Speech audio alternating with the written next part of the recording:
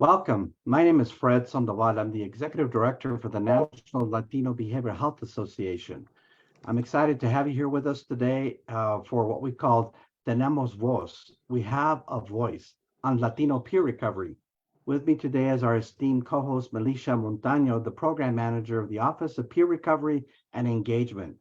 She'll be introducing herself in just a little bit and our presenter. NALBA is a nonprofit organization dedicated to the well-being of the Latinos in New Mexico and across the country. We like and ensure that individuals, families, and communities are served because of the disparities that affect their behavioral health. Today, we're excited to present Placticas, a series about Latinos, and it's called Tenemos Voz, so we could express our views and be able to have a conversation, which you're going to get to hear today with our special guest. And I want to give credit, of course, to the Office of Peer Recovery and Engagement for their leadership and support of the Platicas. They have actually made it possible to bring our voice to the communities across New Mexico and in other states. We oftentimes get guests that come in from Texas and Colorado, Arizona, even New York and Illinois. It's amazing all the folks that get to hear this, but what's important is how we continue to support the recovery movement. So having said that, we're going to introduce our guest speaker in just a little bit, but as we proceed with today's live Platica, you, the live Facebook audience, gets to ask questions and share your comments and remarks in the chat.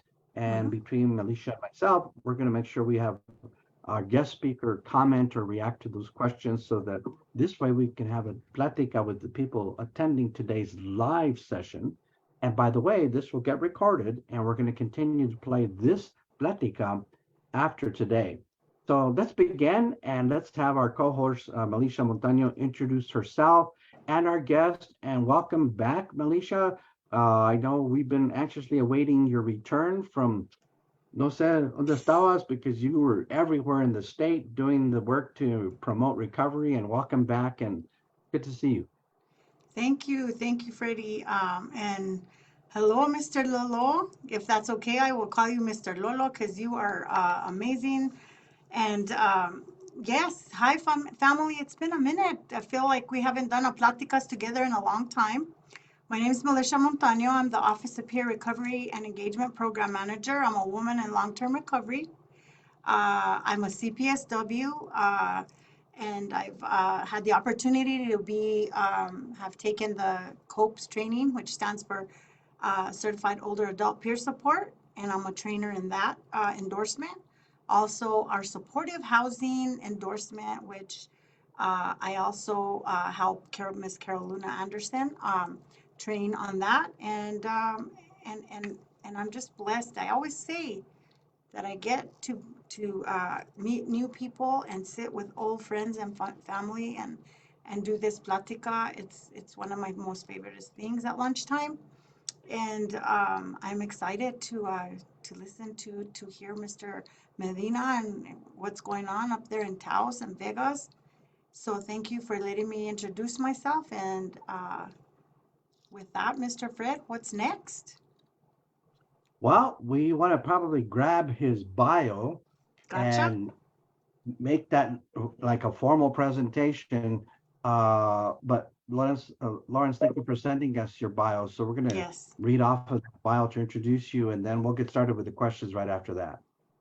Okay, before I read all his bio, I want to say though, Freddie, Mr. Lawrence Medina was a 2023 behavioral health star in January, and star way before that. But congratulations again. We're sitting here con una estrella. Thank you. Nice job, man.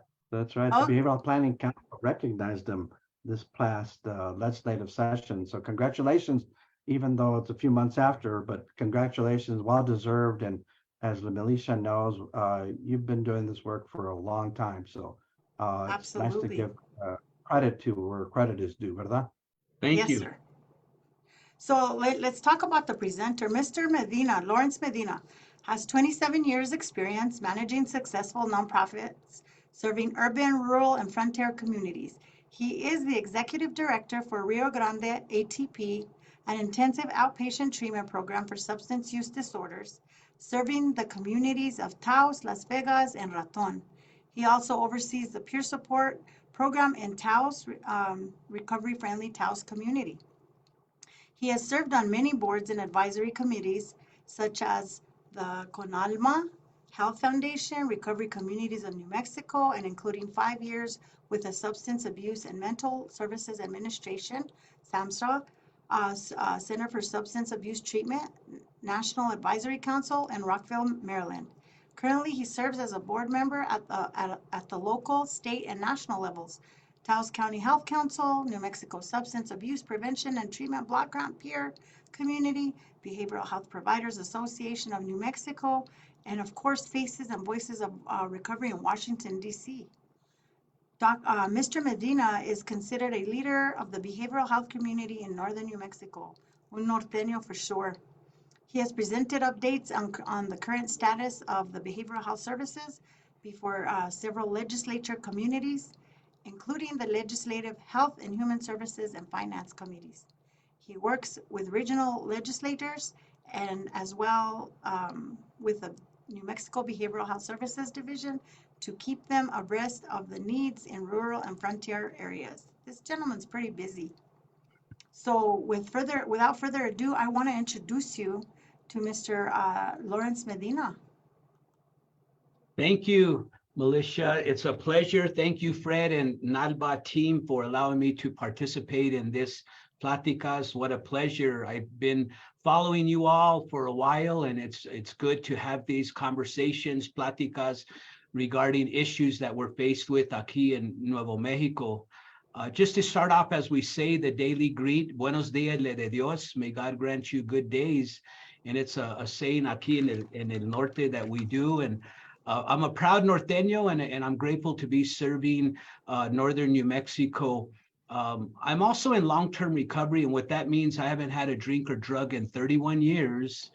And God willing, July 4th, I'll celebrate 32 years. So I'm a product of the public system that I, found treatment and went on to recovery aquí en el norte. So I'm a product of the public system. And that's where a lot of my passion comes from. I came in hurting, really bad, and then I found treatment and found recovery, and then I started healing. And it's the 3 H's, that there's the hurting, then they start the healing and treatment and recovery. And then when you're getting in recovery, you start helping others. So I'm really grateful for that opportunity. Amazing. Wow. That's amazing, sir. Yeah. Well, the 3 H's, so Militia, now we're going to be quoting those 3 H's de aquí para adelante, because what happens is, aquí estamos aprendiendo a la misma vez que estamos hablando, ¿verdad? Because part of it is, as we listen, we also like to be informed. So, well, you already kind of kicked us off with the interview. So, Lawrence, just say a little bit more about yourself. You have a very unique history in northern New Mexico, and the roots are very deep, and that's very profound, because you actually could really be a living example of what it's like to grow up in this beautiful place we call New Mexico. And of course, the 3 of us happen to be from northern New Mexico, but what's important is that our life circumstances have all led us into circumstances that we have all had to deal with, cope with, and as a result of that, entered into recovery or addressed the kinds of issues and challenges that we face in the north there, right? There are plenty of what they call risk factors, but the fact is, those people who have entered into recovery have a powerful story to tell, And if there's anything more you'd like to add about yourself, please do. And then we'll go over to Militia, because she's got other questions for you already, Lorenzo. I want you to know she's ready for you, man. Ya tienes las cuestiones listas, Well, muchas gracias. Growing up in northern New Mexico, my parents come from Mora, where my sangre comes from, my mother and father. And Mora is a very unique community. I know in recent times with the major fires and now flooding after, was kind of a very traumatic, experience for la gente de Mora in Las Vegas and the surrounding areas. And it kind of reminded me of, growing up in beautiful northern New Mexico. I de Mora, I landed up going to school in Las Vegas. My dad later moved on to Taos. So, Las Vegas, Mora, and Taos are my stomping grounds. And, and seeing our beauty, but at the same time, not knowing back then that, the influence of historical trauma that it has on our communities, that our familia, our grandparents, ancestors, there was a lot of struggle that I see and what I've, heard from the elders of a lot of struggles of how to survive day to day and, working the lands, con las sequias, the animals and how they raised what they were going to consume. That, I know on my grandparents on my father's side, they would say 80% of what they consumed, they raised it, and there was 11 brothers and sisters on my dad's side and 7 brothers and sisters on my mom's side. So large families, so, when it, growing up with in El Norte, but also seeing the addiction, just and how a lot of folks dealt, with it. And I love my culture, my community. So please know that, first of all, the stigma related to addiction, alcoholism, drug addiction gets a bad rap, Absolutely. and so, the disease as it is, people suffering from the disease of addiction that, at an early age, that's where I started, and I had some rough times early on in those communities. So I experienced, the hitting bottom, as we say, the suffering, and not really knowing the cultura, the machismo, that, real men beben como los hombres, or real men don't cry. So asking for help was very difficult, because I just wasn't, programmed that way to ask for help, but my journey began at the age of 22 in Las Vegas. And that was my point of entry. But looking back at the cultura, it was a strength, when I came back, but also I have a better understanding of normalized dysfunction, addiction, and the barriers that get in the way of people asking for help. Absolutely. Mr. Medina, Lawrence, you touched on exactly one of the questions I was going to say. In being from the norte, myself, we're buena gente, and everybody knew us, and we learned from our abuelitos and our abuelitas and our parents, and we were all neighbors. So talk about it takes a village. When the stigma, and then the stigma, and you being male, and bebe como los hombres, también, on the female side, growing up in a town where you're looked at, and kindergarten, high school, in the sports and all that stuff, if you weren't involved, and you were out there doing other things, my God, the stigma was hard. But that community, I don't know about you, and I know that, and now that you're doing what you're doing in Taos, man, they welcomed you back because they saw you as somebody that was going to help. We go back to help our own, no? And I think that's a beautiful thing, that our parents, for me, my parents can walk down Tierra Maria, walk into Chama, into the grocery store, head held high, clear eyes, knowing that, that we're not the talk of the town anymore. I don't know about you, but I sure was. And I'm okay, and I can say that. And Freddie knows me very well. But I want to give you kudos for being that man, that example, that person that made it out of a small town, rural New Mexico, and came out to be an example to the men, and not being embarrassed, letting them know you don't have to be embarrassed. Wearing recovery and your heart on your sleeve, and opening up centers and nonprofits, and being in recovery full force is men are going to follow you, and for that, I'm really I'm going to lead into your nonprofit in Rio Grande ATP, man. You guys are knocking it out of the ballpark up there. Talk about New Mexico leaders in recovery. Talk about, your recovery cafe. Talk about whatever you want to talk about in the services that goes on up there. You've helped a lot of people, male and female. So thank you. Thank you. And you employ a lot of CPSW. So I'm gonna give you I'm gonna give you a kudos there. That's right. No, and thank you, Militia. I really appreciate it. And it's nice to be con la gente, like-minded people, right? Buena gente aquí and like-minded people, Fred and you, Militia. You know, Rio Grande, we just celebrated in April 45 years serving El Norte. And I'm happy to say I'm a former client of Rio Grande. My journey started in Taos Detox, and then I went to Embudo, the rehab in Embudo. Remember when the rehab was there? They didn't call it Rio Grande. Everybody just used to call it Embudo. You know what I mean? So that's where my journey started in 1991. And Rio Grande, again, serving 45 years. Taos, San Miguel County and Colfax counties, we just expanded, and we're happy to say that we have been, we've grown so big that we're serving over 1,500 people a year now. Our primary service is adult intensive outpatient in those communities. We're CARF accredited through the Commission and Accreditation of Rehabilitation Facilities, and for intensive outpatient. And we felt we wanted to go after this national accreditation to support the quality of services. That there's a lot of people that are suffering. People are hurting, and with the new evidence-based practices coming up over the years, such as trauma-informed care, that we don't want to re-traumatize our gente, the plebe. We don't want to re-traumatize. So we really engage in best practices in our intensive outpatient.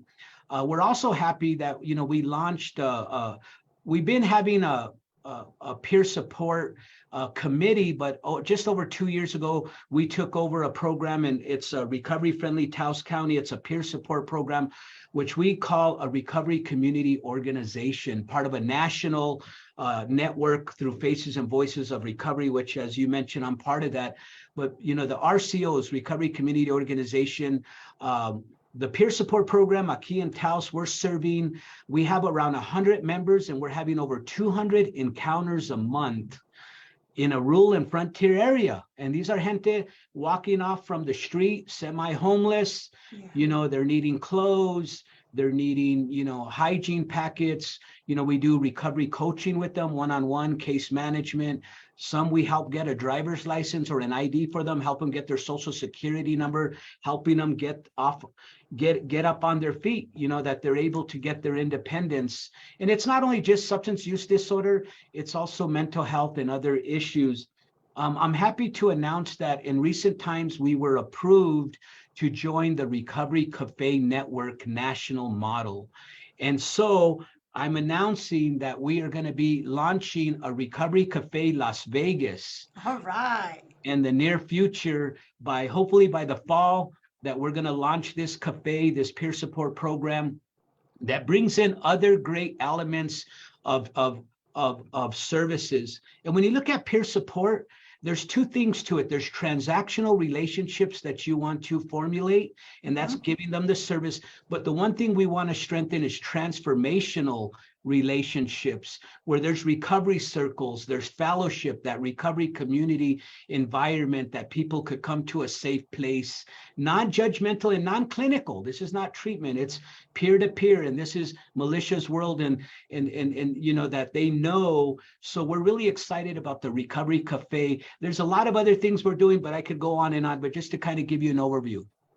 Where it's comfortable, where our gente can meet, have some coffee, do a meeting, talk about our grandparents. And how the good old days. Las Vegas was an amazing part of my story también. Had a 4-year presidential scholarship to NMHU, and now some of our peers get to partner with NMHU, and if they're CPSWs, they can go back to school to be social workers and help in the workforce in that area también. Lawrence, it's just amazing at every part of New Mexico what what the workforce is up to, and what our recovery communities are doing. And it's because of folks that just never gave up, and they're not going to. And the stigma, Mhm. we're breaking that. Freddie, I believe it's your turn. Do you have a good question for Mr. Lawrence? Oh my God, tú sabes, I came prepared, ¿ves? Porque dije, Lorenzo's expecting me to ask him some really good recovery questions, and you kind of moved me right into the question perfectly, Lawrence, because you were giving examples of, as you said, the number of people coming in, right? It's a lot. And the nature of the service. And the moment you said a recovery cafe, de una vez comencé de tomar una taza de café, I wanted to already kind of be in that space, right? And that's right, because it's inviting, it's warms people's hearts to know that you're welcoming them into your space. It's a safe place, and it's a place where people can get help. And all of that is to my question about, so in the years that you've been involved in the field of treatment and recovery, share with the listening audience what you've observed in all of these years, such as the growing number of people in recovery, or the number of people who are kind of coming in for help, who before maybe wouldn't have come in, because as a nation, we're actually seeing an increase in people in recovery. But what have you seen in New Mexico? Tell that story, because I think Yeah. you're perfectly perched to say, hey, look, I've been in this business for a while, but this is what I've seen, because it's a success story, right? We don't want the stories in the newspapers to say, hey, over deaths and all this. I mean, the press likes to do all of that, sensationalize it, but they don't really talk about our successes. And I want you to do that for us. So go ahead, Lawrence. Thank you, Fred. That is an excellent question. And we always kind of, and even I can do it, we get on the bad things, right? The deaths and the fentanyl, but I'm here to say, as person in long-term recovery of 31 years, and what I have observed in 31 years plus, that recovery is alive and well in New Mexico, and Yes. specifically aquí en el norte. I really, at 31 years, I'm still in love with the recovery and the recovery movement, because that was where my place, where I tapped in with that form of identification, one addict, alcoholic to another, that really inspired me to say, realize I'm not alone, with my problems and my addiction. That seeing people, and just from the national faces and voices, there's data that there's over 23 million people in recovery nationwide. It's alive and well. And when you bring it to the state, that we talk about, we embrace many pathways to recovery. There's not just one way. It could be 12-step, it could be church, it could be work, it could be fit and wellness and fitness. It could be a combination of a lot of things. But what I've observed is just the different people. I happen to, see other folks that have found their way, and I love the freedom that people don't have to. They choose which pathway they want to go. And even when it comes to the religious versus spirituality, it's not about controversy. It's about that meeting that person where they're at and getting them the help, or leading them so that they could find, their healing opportunity and their recovery for there's communities in rural and frontier areas that they get together, mutual support groups that get together to fellowship and talk. You look at the therapeutic world of therapists and counselors, or other resources, even in rural areas, that it's limited. But with the pandemic, we learned about this virtual world aquí, that telehealth kicked in. I didn't believe in it till after. Now I believe in it. Not as effective as in person, but it's still a tool. Right. And it's also a way of accessibility, people accessing help, through telehealth, through virtual support groups. The fellowship from young to old is big. You get into Albuquerque with hundreds of 12-step meetings, Las Cruces, but they exist in rural America. I look at OPRI as being one of the glue of connecting the peer supports. And we're seeing more of these recovery community organizations pop up. We see them more for the annual celebrations, Recovery Month in September, that we all participate in that. And OPRI and the state kind of link us, but it is alive and well. You're looking at the opiate epidemic, that MATS, medication assisted treatment, we're getting over the stigma, and people are getting more open to asking for help, because addressing that is allowing people to get help, and again, meeting them where they're at. You're Yeah, I was gonna, Lorenzo reminded me of something, right? When he was talking about the multiple pathways, right? The first thing that pops in my head was a song called Cuatro Caminos, right? Just how we reinterpret things, right? Because the moment you said pathways and journey, it's the road that we're on, right? And I can only envision, how in estos cuatro caminos, it's about the choices and the decisions we make when we come to that juncture, right? The decision to, really start to recover and to heal, or the particular direction that you're coming from. It's going to be unique to you. Whether you're coming from the east, the west, the north, the south, it all really kind of leads you to that point of making a decision and a choice. And that's a very powerful statement, because what it's talking about is letting people use the power that they do have, not taking it away from them, letting them keep it, because if it's their choice, as we say, the norteños are like this, right? When we make a decision, we stick by it. And you know what? Whatever the results are, we're going to stick by it too, because it was our choice. And then we can take responsibility for ourselves. But anyway, I know Alicia was going to ask a question, so let's do that, because I think we're getting some comments and questions in the I saw Facebook chat. I saw the comments in the chat también, but Lawrence, I really like that you mentioned. So yes, there's different pathways to recovery. There's leaders that allow at our agencies that, especially CPSWs, that they want to know what your ideas are. Instilling hope is what we're supposed to do. Somebody that walked like us, talked like us, was us. It took what it took, and the fact that we allow somebody, and we can sit with somebody and listen to what their dreams and visions are. And there's nothing like magical, more magical than to watch your prima or your friend that was 2 years younger than you take the road you are, because they watched us walk, and then they also want to do that.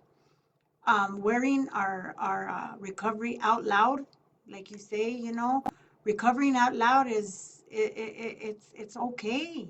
If I could shout it from the mountaintop, my sponsor probably wouldn't want me to do that, but that's about the only place that there's anonymity, is between a sponsor and a sponsee. And but otherwise, 24/7, we walk it. We have to. And the amount of people that are not embarrassed to say that they're in recovery now is just it's just amazing. And I just got to reiterate that, feeling good. And you guys talked about the telehealth and being virtual. When you can help heal a family, because they don't want to walk into talk about not ego. Talk about, I'm not going to drive all this way to go. It's my daughter that has the problem or whatever. But if you could get them on one of them, meetings where there's a family and a therapist and a peer and in a multidisciplinary team healing families together, then they won't be that embarrassed to be part of the recovery team for their loved ones. So really just got chills, just being able to be here and hanging out with you both, and especially you, Mr. Medina, for doing what you do in your communities. Yeah. Thank you. Thank you. I was just going to, with the being embarrassed, I want to talk a little bit about stigma. We just, I had the privilege, and Fred is, part of, in the past, and played many different parts with the Con Alma Health Foundation. And we partnered up with the former executive director, Dolores Roybal, for a grant that we did, Una Vida Buena y Sana project, that we did to reimagine substance use disorder and prevention treatment aquí en el norte. Because of the stigma, we want to reimagine. So we did a lot of meetings, and we did Colfax County, Taos, Mora, and San Miguel of this cohort that we talked about how can we improve and address, reimagine, but address the stigma.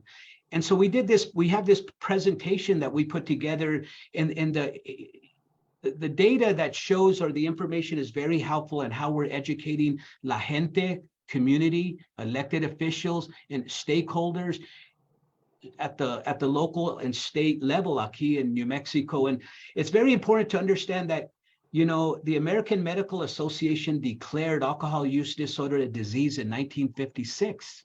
It's a scientific fact that alcoholism then, back in 1956, that it was a disease, not a moral issue, not a moral failing. The other thing is that the term addiction, they added the term addiction to the disease in 1987. That's over 35 years already. But getting the word out on the stigma is very important, because it's saying that addiction is a chronic health condition and should be treated just like folks with diabetes or hypertension and asthma.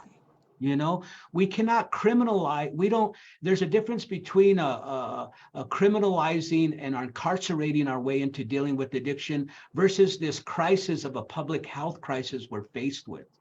So, and understanding the consequences with the judicial, with the law, that if you break it, there's consequences. But the war on drugs didn't work. As a matter of fact, the war on drugs was geared for, statistically shows, towards people of color. And what happens with stigma, that you look at the stereotyping, that happens, the prejudice towards people with addiction, and the worst is the discrimination, that people can't access services based on policies that prevent them, such as the SNAP program. People with felonies don't get access. People that are incarcerated, prior to release can't get Medicaid. So that makes it harder for people to get help. So this stigma campaign is so important that we wanted to look at it at like 3 different levels: the structural, the social and institutional inequities that we're faced with, especially people of color. So starting up at the top with policy, all the way down to community. But just wanted to give you a little bit of overview with some stigma based on this Con Alma Health Foundation project and we're still meeting. You mentioned something earlier about MAT, medicated assisted treatment. Lawrence, wow. For a mother, I'm gonna just speak on a female side really quick. For a mother that has access to MAT, you know what I mean, and can raise her children if taken prescribed and with counseling and no judgment, and she can keep her kids, and she can go to school, and she can go to work, and she can show up. Those years, because it hits me really, really hard, in the heart, because, those years that are most needed for the bonding of a mom and a child it's crucial. It's crucial. And if I wouldn't have had the backing of my family, then I would have probably chose another way out. But I understand that today, that, when you mention pathways to recovery, I mean, Ms. Dolores right now, there's so much.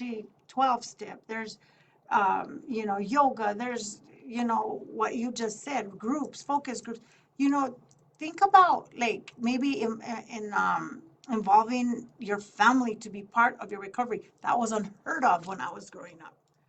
Mira, esta muchita tiene la problema. This is hers. I didn't call it me mom, for a long time. It was her fault, not the family's. Well, we healed as a family, al fin. So involving all those aspects of what you just mentioned, recovery, And then you mentioned including other counties in this focus, not just where you're from, but your surrounding, Mhm. but the surrounding. I better ask a question. So you you've been talking about how you began the journey. Um, and how does a person begin their journey towards recovery from addictions, and what does it look like for, again, you've been talking about this, but if you want to elaborate, for Hispanics in New Mexico and people of color, you mentioned that, you Mhm. know, inclusion, like everything should be for everyone. If you want to get right and you want to heal, I think we should, it should be included for everyone, but I want to hear your take on it. Yes, thank you. Excellent question. The more advanced that, and I like to thank the states, specifically the Behavioral Health Service Division. Over the years, we've partnered with them, and sometimes the squeaky wheel gets the grease, especially with public funds and partnerships.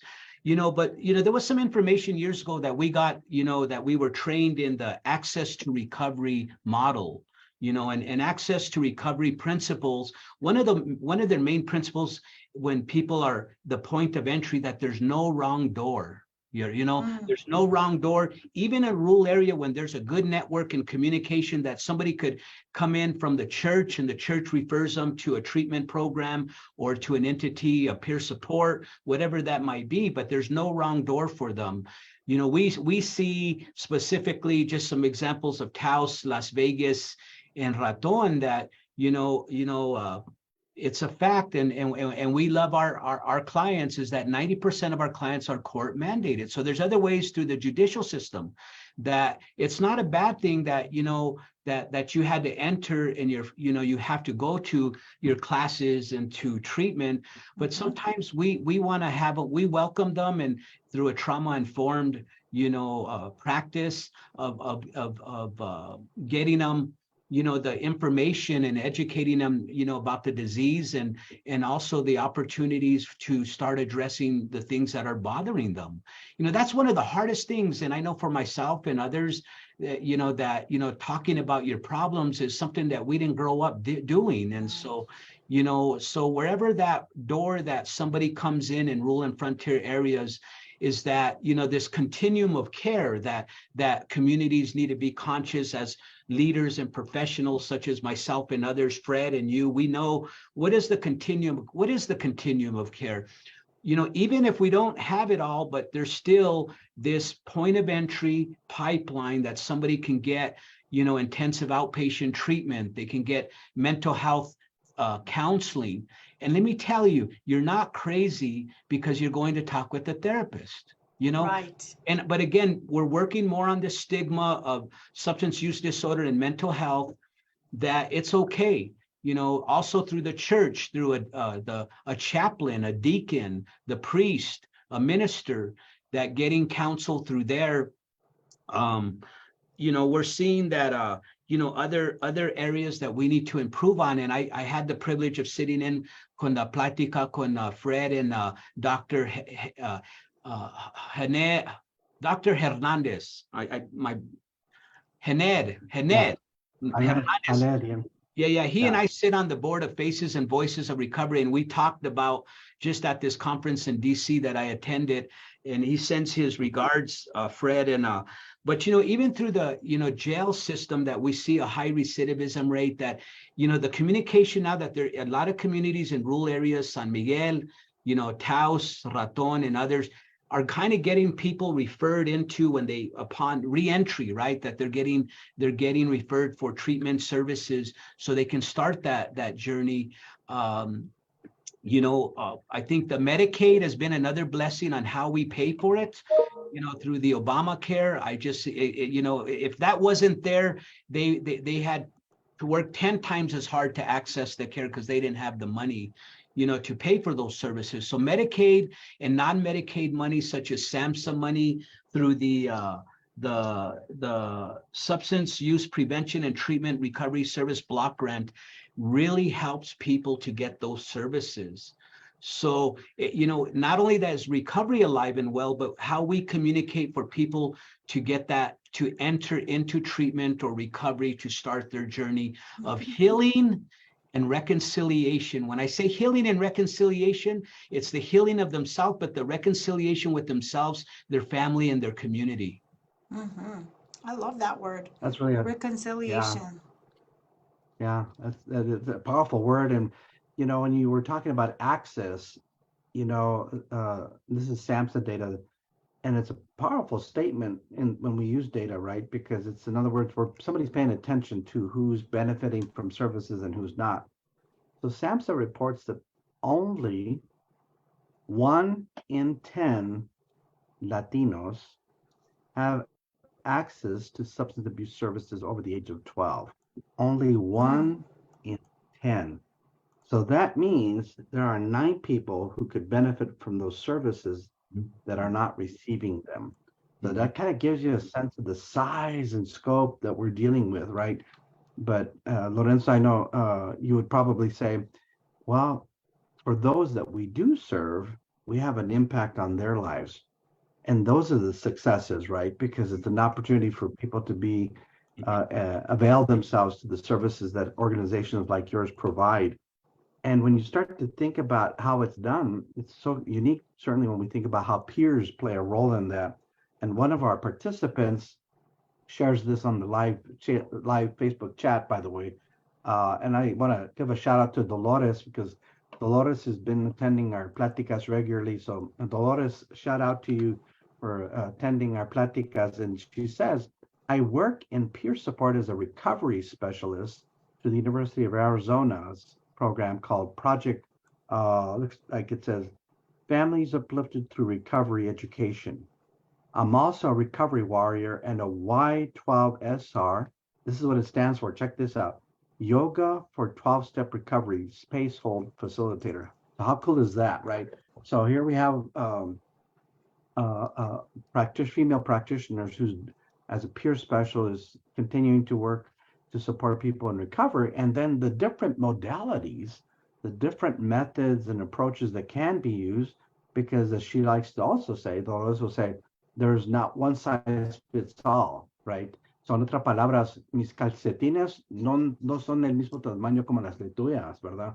So my socks aren't the same size as yours, right? So because if they're not the same size, you know how that'll fit, But I think it really kind of speaks loudly to this issue that we're confronted with as a nation, is how can we take that 23 million plus and double that?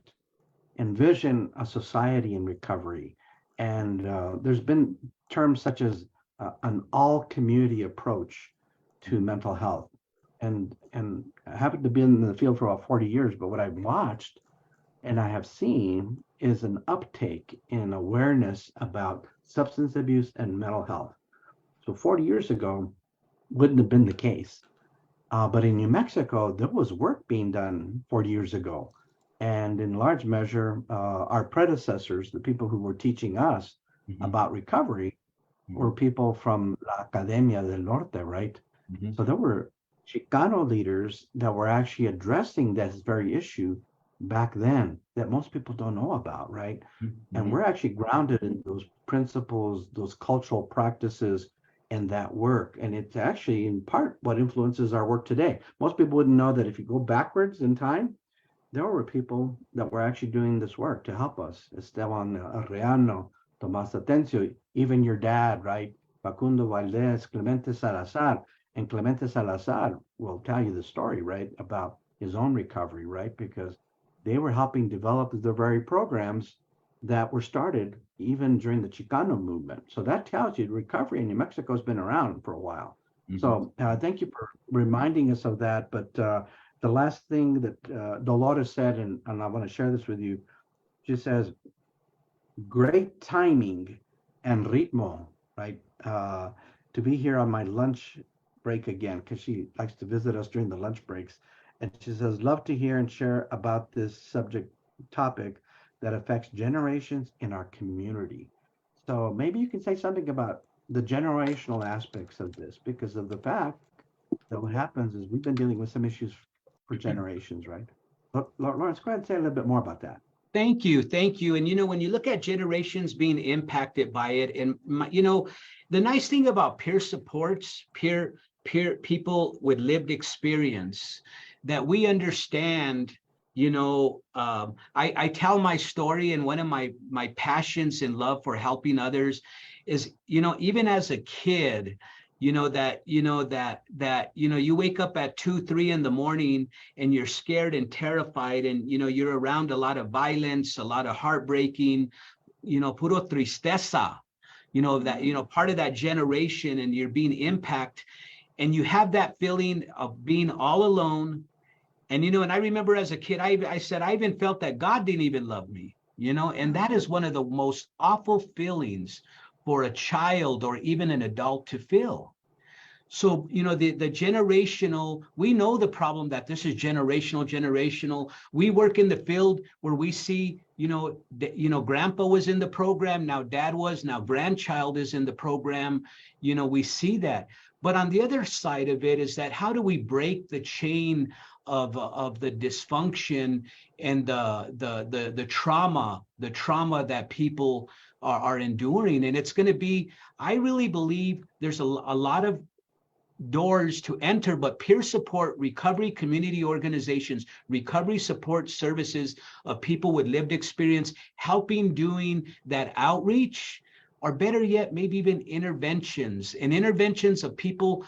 Militia was talking about we need to speak out loud. I like be the faces and voices of recovery, speaking our story and our truth about how we recovered, so that others that have been through those tough times, that it brings them hope, and it could draw them in to start breaking the those generational. When I got my associate's degree, I was the first in my family, and I thought I got my PhD when I got my associate's degree. You did, really, for reals. And it was just very exciting. And when I got my MBA, Master's in Business Administration, it was like, wow, anything is possible in recovery, but it's the investment of breaking those chains. And what is the government doing? What is our community elected officials and stakeholders doing to invest in there? Because there's a saying, and I'm not blaming it on government, but it's a fact that the social and institutional inequities,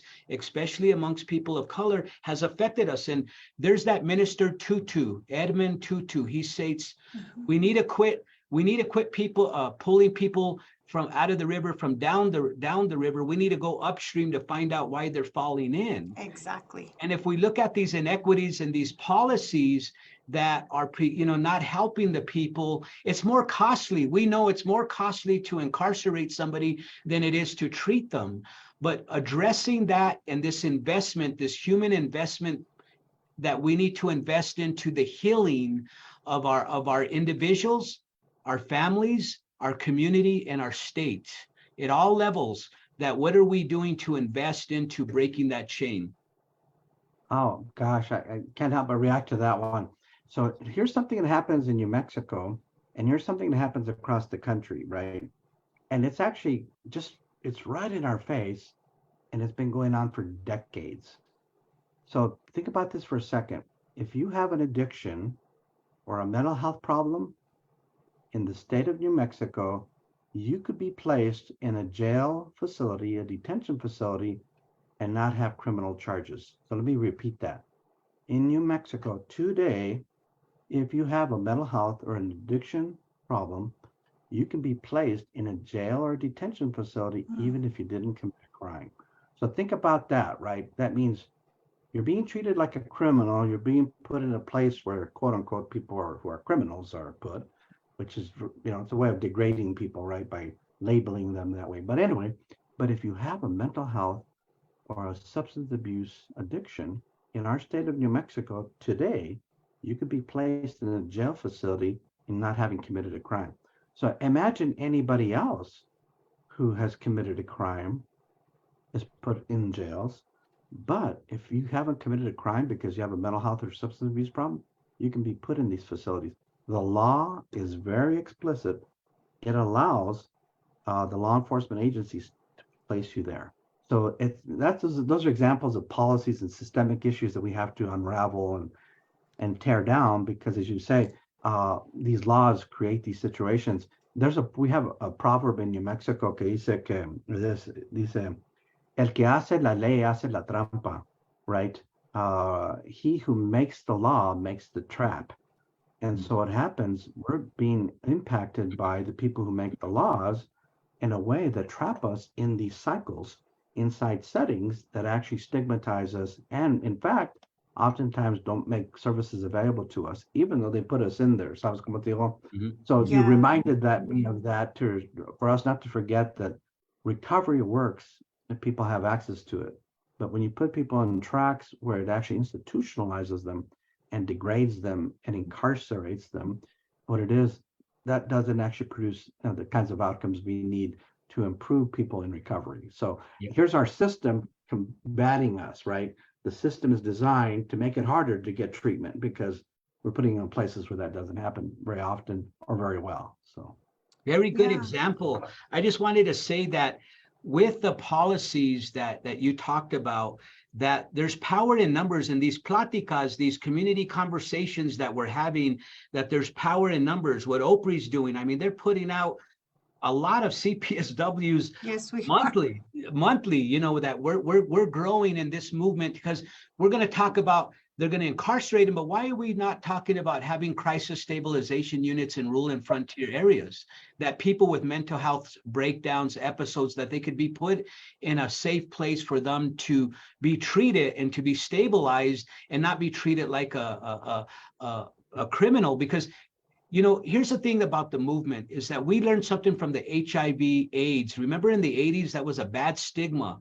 And they got together and they challenged it, and it was power in numbers. But you know what one of their themes was silence kills. So they basically said, if we don't speak up, we're going to die. Look at today, that the medication and the focus that they have, that people are living with HIV, many years. And I think the same thing comes with addiction and mental health, that we need to be a voice, and there's power in numbers to educate our legislators, our policymakers and stakeholders, because another thing that when I was at the state capitol last week, I had a button that says, we recover and we vote. Amen. We recover it and then we vote. Yes. I think I went to vote when I first got 13. I've been voting for 13. Well, I'm going on 13 years of recovery. And so I'm pretty blessed to do that. And one of the first things, and I remember my grandmother saying, I went to vote for the first time, and that was very exciting for me.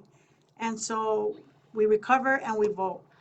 I also, I heard so much stuff from both of you, and talking about the mobile, what came to mind was the mobile crisis units that are now popping up in our communities. And, assessing before bringing in the badge. I think, recovering out loud and the Placticas and the stories and all that.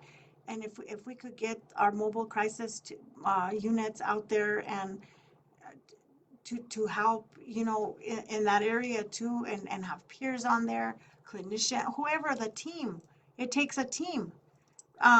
We don't always have to go to jail. We really don't. And because, of course, do you know what I mean? Yes. Oh gosh, yeah.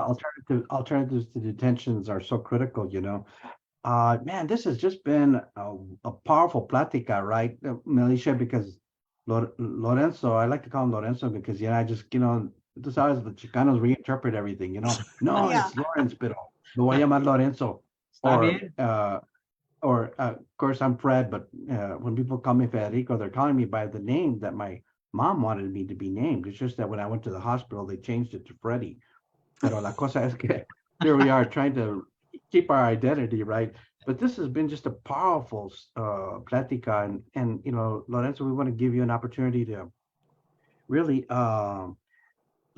leave our Facebook audience with the takeaway from today's plática, because we're going to invite you back, by the way, because part of Melisha knows, is we need to continue to really be able to advance the work that still needs to be done. Hay mucho para hacer, and I can bear witness to this because the peer movement is stronger now than ever in New Mexico.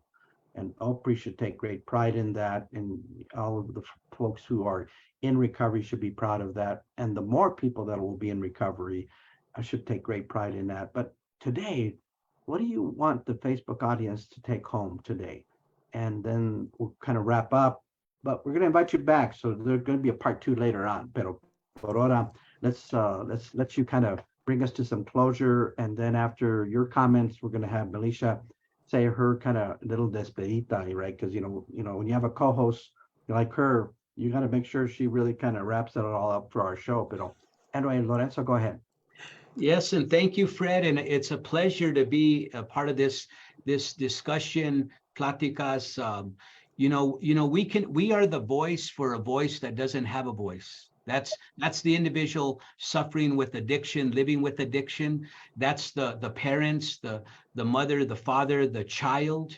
That we need to continue to be that voice for people that are suffering, not only just substance use disorder, but mental health. Grief and loss, people suffering from loss that needs to be treated accordingly, and the movement of peer support services or recovery support services, we need to continue to work hard and diligently and working with our communities and our legislators to see more investment and having more doors, right, for people to enter to get that help. And I think one of the biggest things that's important that I say, that the hardest thing for me was to ask for help, but the best thing that I did in my life, and I've seen a lot of other people, that it's okay to ask for help. You're not alone, there, and you're not alone. And there's many voices that you're going to find the right one. You might not like it the first time, or you didn't connect that first time when you went and got help, but don't stop. The individual living with addiction, familias, don't stop till you get the help that you need. I really, really believe that my recovery and my liabilities of getting in trouble with the law, my addiction, the harm that I caused others, as a result of my recovery, those liabilities are an asset in my life today. And I use that to wake me up and motivate me to get to work, to help people, to be of service to my community, and finding my authentic self, that inner healing of that. So I just want to say it's okay to ask for help, and it's been a pleasure to be in this conversation.